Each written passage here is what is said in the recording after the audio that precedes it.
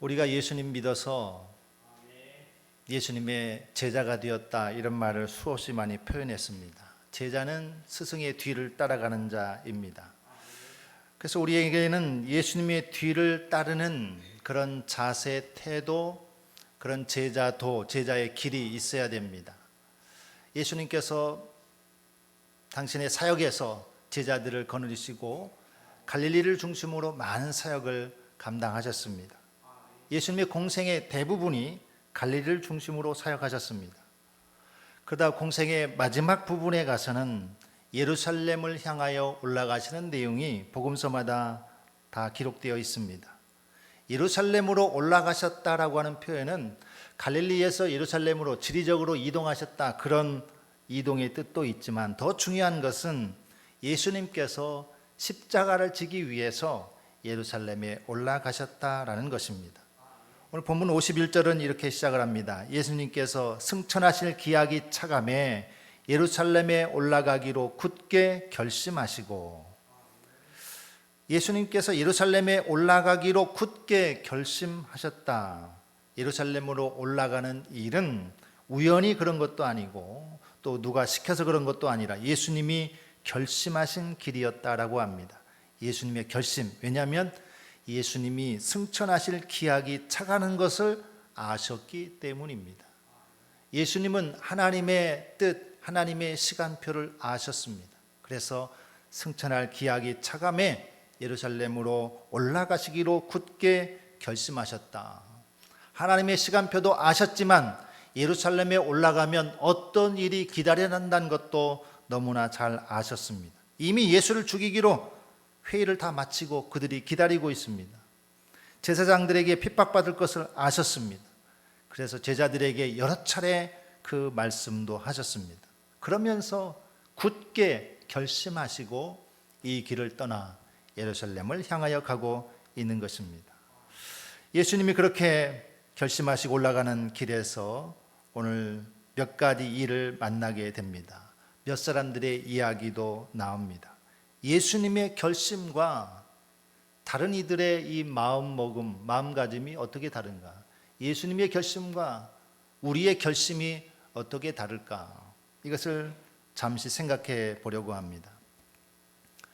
지리적으로 예루살렘에 올라간다 할 때 지름길은 사마리아 성을 통과하여 가는 길입니다. 하지만 당시 유대인들은 사마리아인들을 싫어해서 요한복음에 따르면 유대인들은 사마리아인들과 상종하지 아니했다 그랬습니다. 그래서 사마리아로 지나가지 않고 삥 둘러서 해변길이나 요단 골짜기로 다녔다는 것입니다. 그런데 오늘 예수님은 예루살렘에 올라가시는데 사마리아 지역을 거쳐서 가기로 작정을 하시고 미리 제자들을 보내서 가서 좀 준비해라 라고 시켰습니다. 그런데 사마리아 사람들이 예수님의 일행을 거부했습니다. 예수께서 예루살렘을 향하여 가시기 때문에 그들이 받아들이지 아니하는지라. 목적지가 예루살렘이라서 사마리아 사람들이 반대한 겁니다. 사마리아 사람들은 예루살렘에 대한 반감이 아주 깊었습니다. 유대인들은 예루살렘에서 예배드려야 된다고 하고 사마리아인들은 그리심산에서 예배드려야 된다고 하고, 예배 장소가 다른데 이제 명절이 곧 다가오는데 예수께서 예루살렘에 올라가신다, 이 길을 지나서 예배하러 간다?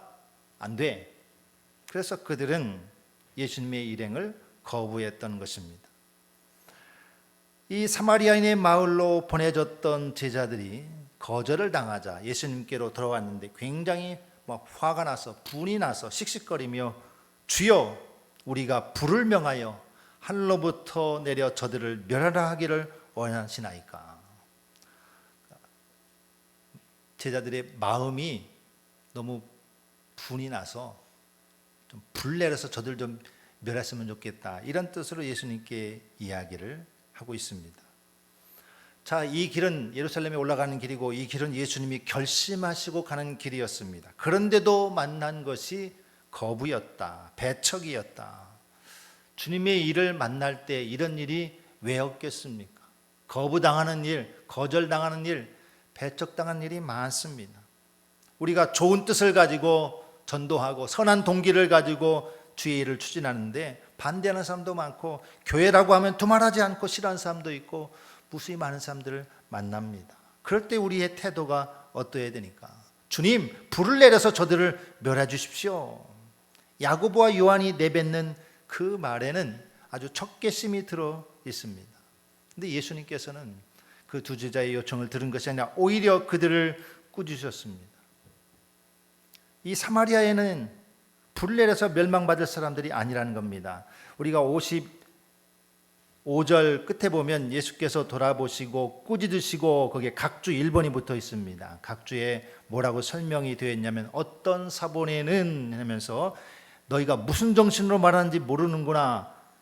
인자는 사람의 생명을 멸망시키러 온 것이 아니요 구원하러 왔노라 하시고, 어떤 사본에는 그것이 기록되어 있다라고 각주에 달려 있습니다. 그냥 꾸짖으시기도 했지만 인자는 사람을 멸망시키러 온 것이 아니라 구원하러 왔다. 그것이 주님의 뜻이라는 겁니다. 사마리아는 불을 내려서 멸망받을 사람들이 아닌 것입니다. 예수님에게 사마리아는 복음이 충만해져서 구원받을 동네입니다. 그래서 사도행전에 보면 너희가 성령을 기다려라. 오직 성령이 너희에게 임하시면 너희가 권능을 받고 예루살렘과 온 유대와 사마리아와 땅끝까지, 거기에 사마리아도 들어갑니다. 그게 예수님의 마음입니다. 우리 반대하는 자, 우리 앞길을 막은 자, 우리를 배척하는 자, 그들을 멸망시키는 것이 아니라 그들을 구원받을 자로, 복음을 전해야 될 자로 예수님은 보셨다라는 것입니다. 그러니까 거절당했을 때, 배척당했을 때, 이런 상황일 때 제자들은 감정을 조심해야 합니다. 우리가 우리 속에 얼마나 큰 불이 들어있는지 아십니까? 야고보와 요한이 불을 내려서 멸하라고 했는데 우리 속에도 불이 들어있다는 겁니다. 생각 같아서는 몇 번이고 불을 내뿜을 준비가 되어 있는 것이 우리의 감정입니다. 기분 상하게 하면, 나를 거절하면 참지 못합니다. 분노가 조절이 안 됩니다. 막 불을 뿜어내고 싶습니다. 현대인들은 얼마나 그런 사람이 많은지 모릅니다. 기독교인들에게도 그런 일이 있을 수 있다. 여러분에게 혹시 그런 감정의 시험이 온다면 주님의 이름으로 다스리기를 축원합니다. 불같은 감정은 우리의 것이 되어서는 안 됩니다. 가끔 그런 얘기를 들었습니다. 중년 여성들이 갱년기를 지나면서 하는 말이, 속에서 뭐가 나온다? 불이 나온다고 해요. 불이. 막 몸이 뜨거웠다, 추웠다. 그러면서 말도 제어가 안 돼서 하고 싶은 말을 그냥 자신 있게 내뱉습니다. 저 가까이 있는 분이 그렇더라고요. 그래서 제가 기도했죠. 주님, 저 여인이 무슨 죄가 있습니까? 갱년기를 혼내 주옵소서. 제가 그런 기도를 했는데 오늘 말씀을 보니까 예수님의 이런 태도를, 예수님은 제자들의 이런 태도를 꾸짖으셨다. 주님의 일을 한다고 하면서 만약에 거부하는 사람들, 우리를 반대하는 사람들에 대해서 우리의 감정이 어떠해야 되는가? 우리의 감정선을 어떻게 지켜야 되는가? 우리 속에서 불같은 그런 분냄이 아니라 저들을 구원받을 자로, 우리의 복음을 전할 대상자로 예수님이 그렇게 보셨다는 것, 제자들도 당연히 그렇게 보아야 되는 것입니다. 이것이 예수님의 모습이었습니다. 적대자들까지도 품고 그냥 다른 마을로 돌아서 가면 됩니다. 이것이 예수님의 모습이었습니다.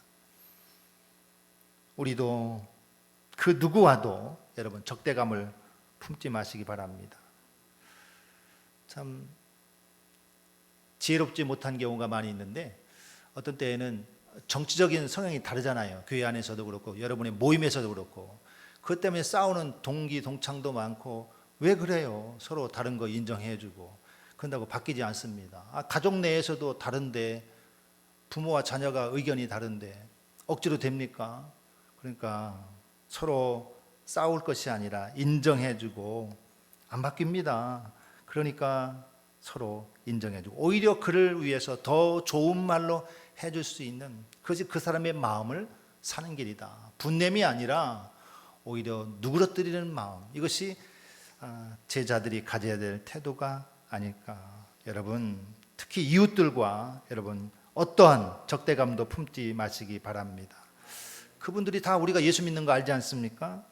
그 영혼도 구원받을 대상인데 우리가 예수 믿는다고 하면서 우리에게서 불이 뿜어져 나가면 예수 믿는 길을 가로막는 것이 되는 것입니다. 야고보와 요한이 대표적으로 막 불을 뿜었는데 예수님께서 꾸짖으셨어요. 야고보와 요한은 지난 3년 동안 예수님과 함께 동행하면서 이미 구성된 12제자 중에 이런 일이 있었다 하는 이야기고요. 그 다음에 만날 사람들이 있는데 예비 제자들입니다. 입학시험을 치르려고 예수님께로 온 사람들이 몇 사람 있었습니다. 오늘 세 종류의 사람이 등장했습니다. 첫 번째 사람은 그때 어떤 사람이 주님께 와서 주님 어디로 가시든지 나는 따르리이다 라고 말했습니다. 어디든지 따라가는 제자가 되겠다라고 말했습니다. 자원해서 얼마나 기특한 일입니까? 그러면 주님이 그래 따라와라 아니면 따라오지 마라 이런 답안지를 줘야 되는데 답안지가 아닌 답을 말씀하십니다. 이르시되 여우도 굴이 있고 공중에 새도 집이 있으되 인자는 머리 둘 곳이 없도다 하시고, 거절하신 표현이죠. 왜 거절하셨을까요? 알 수 없지만 따라와라 아니면 따라와지 마라 이 두 가지로 말할 수 있을 것 같은데 주님은 자신의 이야기를 하셨습니다. 여우도 굴이 있고 공중에 새도 집이 있지만 인자는 머리 둘 곳이 없도다. 예수님께서 이 말씀을 하셨다는 것은 예수님이 지금 그 사람 따르겠다고 하는 그 사람의 의도, 마음, 중심, 태도 이것을 알고 계셨다라는 겁니다. 예수님의 대답에 비추어 보았을 때 이 사람이 어떤 마음을 품었을까? 그는 예수의 제자가 되는 것이 출세하는 길이라고 생각을 했고 무언가를 얻을 수 있는 길이라고 생각을 했습니다. 그런데 예수님이 아니야 나 집 한 평 없어 그래도 따라올래? 지금 이 사람이 갈릴리에서 3년 전부터 예수님 따르겠다고 한 사람이 아니라 예루살렘을 향해 가는 길에서 자원하면서 따르겠다 제자가 되겠다고 했습니다. 예루살렘에 간다고 하는 것이 다른 12제자도 그렇게 생각했지만 이 사람도 예수님이 뭔가 큰 일을 하시고 한 자리 차지하면 우리가 뭔가를 얻을 수 있겠구나. 제자들이 길에서 싸운 것이 그거 아닙니까? 누가 서로 높으냐? 누가 주님의 우편에 좌편에 앉느냐? 그것 때문에 12제자로 싸웠는데 오늘 예루살렘에 올라가는 길에 이 한 사람이 제가 주님 어디든지 따르겠습니다 했는데 그 사람 마음 역시 무언가를 바라거나 기대하거나 세상 사람들이 바란 출세의 길처럼 생각하고 따르기로 다짐했기 때문에 예수님은 그 생각을 하셨다. 그래서 나는 머리 둘 곳도 없다. 나는 집 한 평도 없다. 요즘도 대통령이 바뀌고 나서 많은 사람들이 주위에서 막 일하겠다고 나섭니다. 예수 믿는 것이 어떤 보상을 줄 것이라는 태도, 예수 믿으면 맹목적인 복을 얻을 것이라는 추구하는 그런 마음, 오늘날 그리스도인들 중에 이런 사람이 많이 있습니다. 이런 사람을 명목상 그리스도인이다 이렇게 말하기도 합니다. 그런데 주님은 늘 중심을 보시죠. 주님을 따른다고 하면서 교회에 헌신한다고 하면서 어떻게 하는지 우리의 마음을 보신다라는 겁니다. 정확히 보시죠. 돌무화과 나무에 올라갔던 삭개오를 주님이 정확히 보셨습니다. 무화과 나무 아래에 있던 빌립의 친구 나다나엘을 주님은 정확히 보셨습니다. 우리에게 신앙생활의 목적이 무엇인가? 예수 믿는 목적이 무엇인가? 그 목적이 우리의 인생을 이끌어가야 되는데 다른 것이 나의 욕심이나 계산이 그걸로 제자의 길을 걸어간다면 그것은 예수님이 기뻐하는 길이 아니다. 인자는 머리 둘 곳이 없다. 너 예수 믿는다고 할 때 뭔가 어느 것이 아니라 도리어 핍박을 당하고 도리어 고난을 당하고 도리어 빈털터리가 되고 예수를 따른다고 하는 것은 그런 것이다 라고 주님은 말씀하시는 겁니다. 예수 믿으면 고난이 온다 할지라도 내가 주님을 끝까지 따르겠습니다. 시련과 눈물이 기다린다고 해도 내가 주님 믿은 거 후회하지 않습니다. 이런 마음의 자세를 가질 것을 주님은 요구하고 있습니다. 인자는 머리 둘 곳이 없다. 나 집 한 평도 없다. 예루살렘 올라가도 마찬가지야. 그래도 따라올 거니? 두 번째 사람은 예수님께서 지나가다가 어떤 사람을 불러서 제자가 되라고 말씀하셨습니다. 또 다른 사람에게 나를 따르라 하시니 그가 이르되 나로 먼저 가서 내 아버지를 장사하게 허락하옵소서. 주님께서 먼저 그 사람에게 말을 걸으신 거죠. 나를 따라와라. 그 사람의 대답은 내가 먼저 가 살 일이 있습니다. 아버지를 장사하게 허락하옵소서. 주님의 초청과 자기가 생각하는 우선순위 사이에서 자기의 우선순위를 둘러댔습니다. 이 문맥상 이것은 아버지가 지금 죽어서 장사 지내러 간다 그런 뜻이 아니라 연로하신 아버지가 언제 돌아가실지 모르는데 아버지가 돌아가시면 내가 아버지 장사 모시고 그때 와서 주님 따르겠습니다. 그런 뜻으로 보는 것이 맞습니다. 주님은 그 사람에게서 우선순위를 보셨을 겁니다. 타이밍을 보셨습니다. 타이밍. 바로 지금 나를 따라와라. 우리가 51절 읽었죠. 예수님이 승천하실 기약이 차감해 예루살렘을 향하여 가셨다고 했습니다. 기약이 차갔다. 무슨 얘기입니까? 지금이 그 타이밍이라는 거예요. 지금이 올라갈 때라는 겁니다. 지금이 예루살렘 올라갈 시기.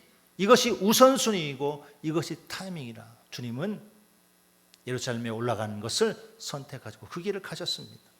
이 사람에게 나를 따르라 했을 때 주님의 제자가 되는 것이 주님의 제자가 되는 기회를 얻었고 이것이 아주 중요한 타이밍인데 나는 아직 할 일이 있습니다. 집에 가서 우리 아버지 돌아가시면 장사 지내고 내가 그때 주님 따르겠습니다. 타이밍을 놓친 거죠. 주님이 부르실 때 배와 그물과 부친을 버리고 즉시 따랐던 갈릴리의 어부들 즉시 주님의 뒤로 서서 생명을 살리는 이 복음사역의 제자로 동참했었습니다. 근데 이 사람은 그렇지 못합니다. 그러니까 주님께서 뭐라고 얘기하시냐면 죽은 자들로 죽은 자를 장사하게 하라 이런 말씀을 합니다. 나를 지금 따르지 않는 자, 예수님을 따르지 않는 자는 다 영적으로 죽은 자들인데 그런 영적으로 죽은 자들이 죽은 자를 장사하게 놔두고 너는 가서 하나님의 나라에 전파해라. 복음사역에 동참해라. 굉장히 중요한 말씀 아닙니까? 우리도 타이밍이라는 것을 중요하게 생각합니다. 건강검진 그 타이밍 놓치면 안 됩니다. 어떤 일에 누군가 뭔가 기회 있을 때 그 타이밍 놓치면 손해볼 일이 많습니다. 하물며 예수님이 부르셔서 내 제자가 되라 말씀하셨는데 다른 우선순위를 두었다. 그 사람이 그랬습니다. 여러분 우리가 주님 앞에 엎드릴 타이밍이 있습니다. 헌신할 순종할 타이밍이 있습니다. 그 기회를 놓치지 않고 헌신하고 순종하고 엎드릴 때 주님께서 우리의 모습을 통해서 하나님의 나라를 이루어 가시고 주의 몸된 교회를 든든하게 세워가는데 여러분의 그런 타이밍이 왔을 때 순종하시길 축원합니다. 그 기회를 꼭 붙잡으시기를 축원합니다. 그것이 제자의 길이다. 세 번째 사람이 등장합니다. 주여 내가 주를 따르겠습니다마는 나로 먼저 내 가족을 작별하게 허락하소서. 이 사람도 먼저 조건을 내걸었습니다. 가족에게 작별한 일을 선택을 했습니다. 물론 마땅히 필요해 보입니다. 엘리사도 엘리야가 부를 때 나로 가서 가족과 작별하게 해주십시오. 그래서 소잡아 잔치하고 작별하고 스승의 뒤를 따른 적이 있습니다. 근데 주님은 오늘 그 사람에게 이렇게 말씀합니다. 손에 쟁기를 잡고 뒤를 돌아보는 자는 하나님의 나라에 합당하지 아니하니라. 예수님이 답을 주셨을 때에는 그 답이 정확합니다. 예수님이 그 사람이 이 말을 했을 때에는 그 사람의 문제가 무엇인지 핵심을 정확하게 보고 있다는 것입니다.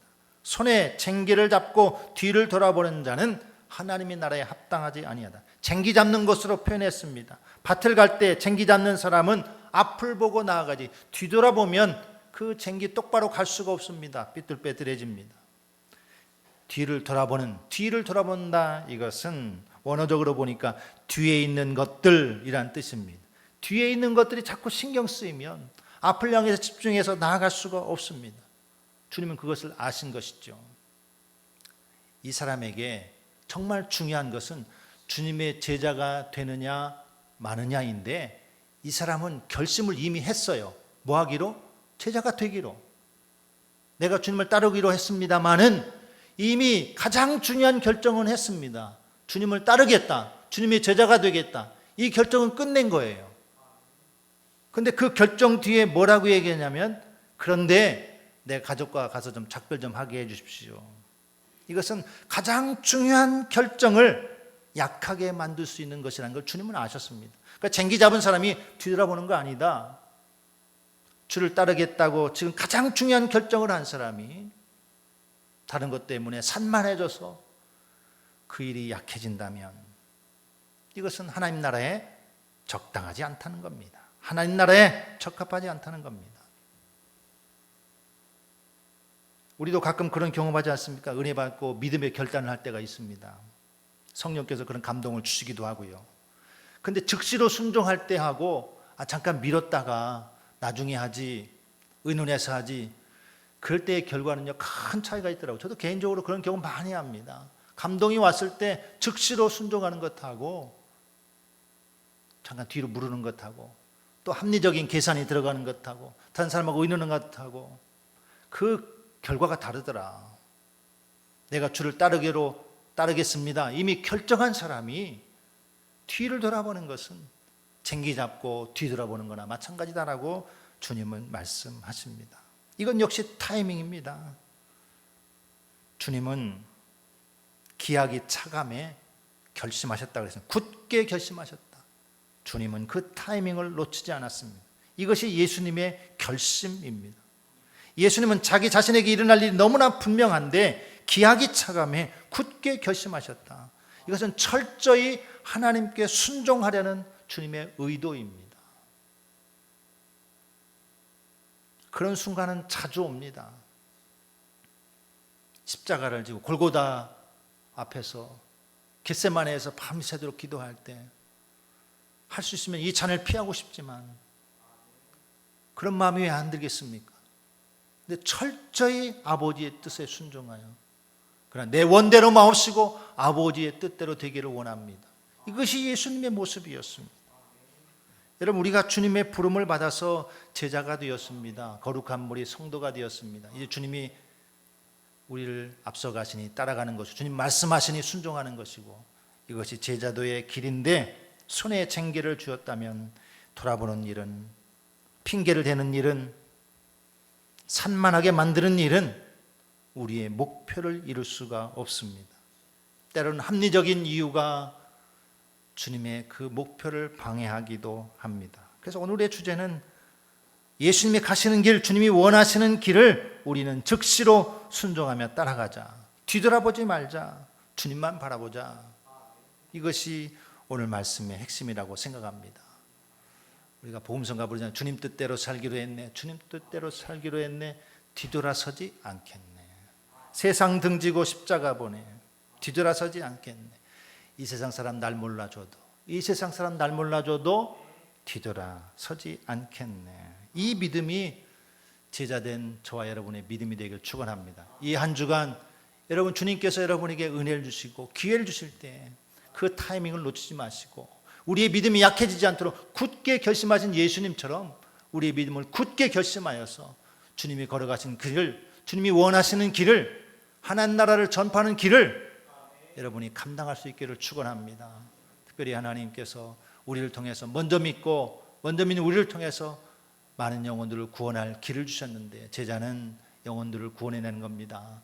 가서 하나님의 나라를 전파해라. 제자가 되는 것이 하나님의 나라를 전파하는 겁니다. 나가서 복음을 전하고 문 영혼을 주께로 인도하는 그런 제자의 모습, 승리의 제자가 되시기를 예수님의 이름으로 축원합니다.